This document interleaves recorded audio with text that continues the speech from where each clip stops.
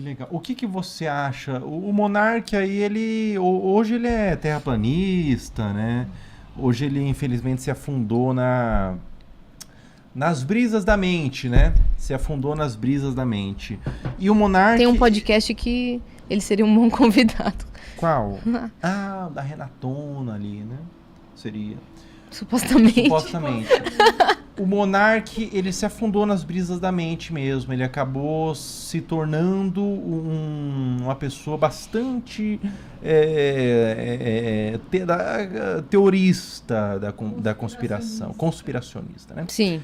O que você acha do Monark? Vocês têm uma certa gratidão por ele? Porque eu imagino que ele que te trouxe para esse mundo do sucesso, Sim. da fama, ele que te colocou nos holofotes, porque ele que teve a ideia de fazer o podcast. Sim, ele e o Igor que abriram as portas para falar, cara, venham no nosso estúdio e façam aqui o primeiro videocast feminino do Brasil. Mas o Monark, ele era um pouco mais idealista, então eu imagino que partiu um pouco mais dele.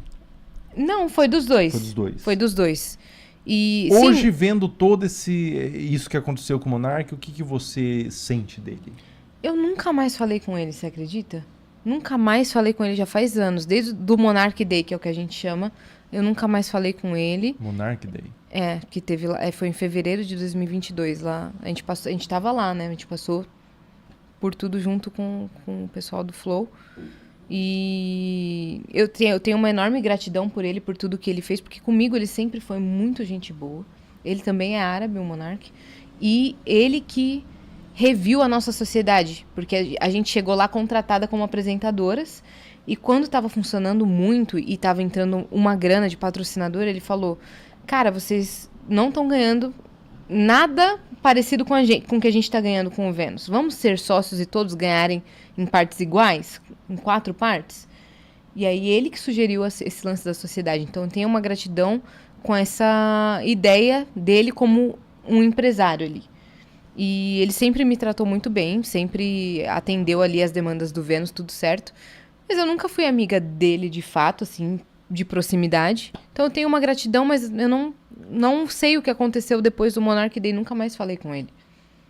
Você acha que foi justo o cancelamento dele? Eu acho que tinha que acontecer o que aconteceu. Mas quem tava lá dentro entendeu tudo o que aconteceu.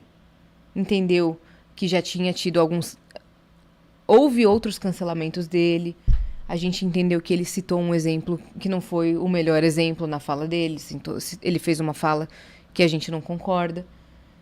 Só que o que eu vejo, que já se esperava que ele caísse.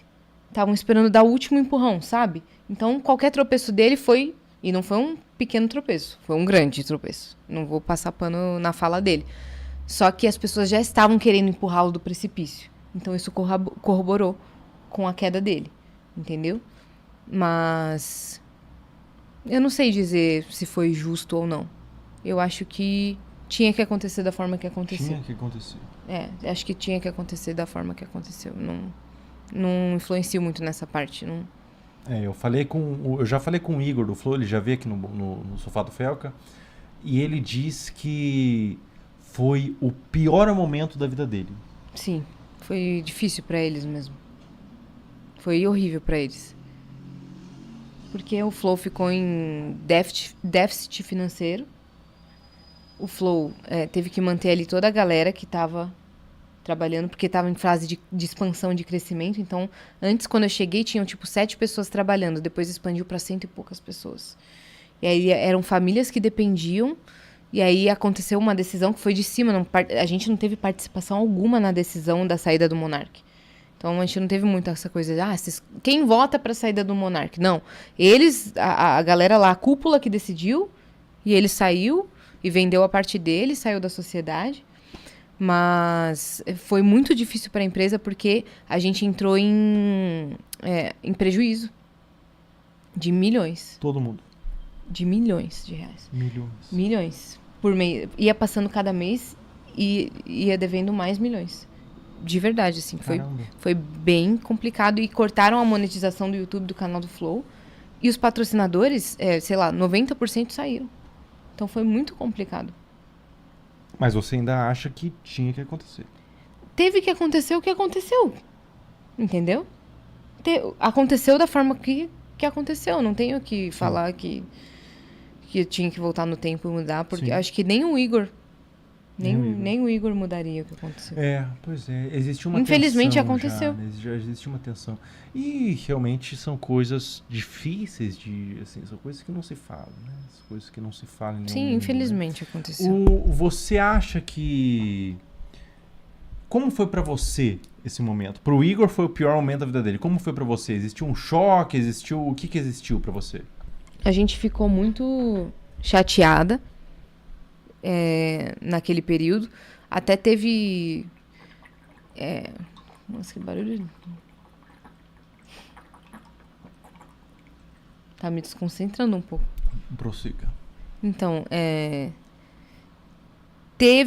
reverberou também um pouco com a gente, porque alguns convidados começaram a recusar ir no Vênus. E muitos convidados retiraram os os episódios, né? E tudo mais, ou recusavam ir porque fazia parte do Flow.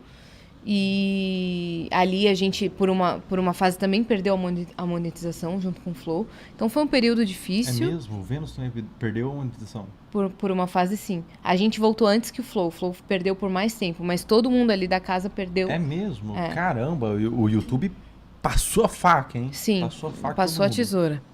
E então foi um período bem confuso, bem difícil e, claro, uma mudança extrema dentro da empresa. Do nada, o sócio criador estava saindo da empresa. Então a gente, claro que sentiu.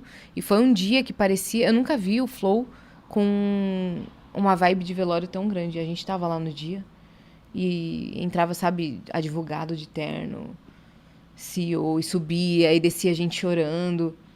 E a ex-namorada do Monark, tipo, tava chorando, uma galera chorando. Do tipo... que foi... Velório. Foi um acontecimento que doeu em todo mundo ali, entendeu? Então, pra gente foi também difícil. E aí teve uma comunicação da empresa inteira do tipo, vamos soltar uma nota de esclarecimento para dizer que a gente não concorda com as falas do Monark. E aí o Vênus sofreu em peso essa retaliação, porque a gente soltou essa nota de esclarecimento, só que todo mundo soltou a mesma nota. Mas a gente sofreu uma retaliação do tipo, vocês são ingratas e tudo mais, vocês estão soltando nota de repúdio. Só que foi um direcionamento de toda a empresa, não foi uma decisão nossa. Sabe? Todo mundo soltou essa mesma nota. Ninguém soube muito do que fazer. Bastante. Ninguém soube muito como lidar, como fazer. Talvez, se perguntassem que vocês lidariam diferente, talvez eles falassem que sim, que lidariam de uma forma diferente, com um outro conhecimento, com uma outra maturidade. Mas, ao meu ver, aconteceu da forma que, infelizmente, teve que acontecer. Caramba, puxa vida. Uma fatalidade aí na história da produção de conteúdo do Brasil, na história de podcast do Brasil, foi uma fatalidade, porque o Flow era o maior podcast do Brasil, disparado, assim, maior do que o Podpah. Hoje o Podpah eu acho que é o maior, né? Acho que inscritos, sim. Dizer que sim, né? O Podpah é o maior, acho depois que inscritos, entra o Flow, sim. Inteligência Limitada e tudo mais. Sim. Mas foi uma fatalidade mesmo, foi pro Jornal Nacional e tudo mais. Então, exato, foi uma... Pois foi um acontecimento que... aconteceu e afetou muita gente. Uhum. Muita gente foi afetada por isso. E a Yasmin também foi afetada, né? Sim, uma das pessoas menos do que o Flow, por exemplo, óbvio, mas a gente também fazia parte ali da hub de podcasts. Mas então. Você conseguiu se reconstruir e hoje você tá com o seu podcast mantendo ele. Sim.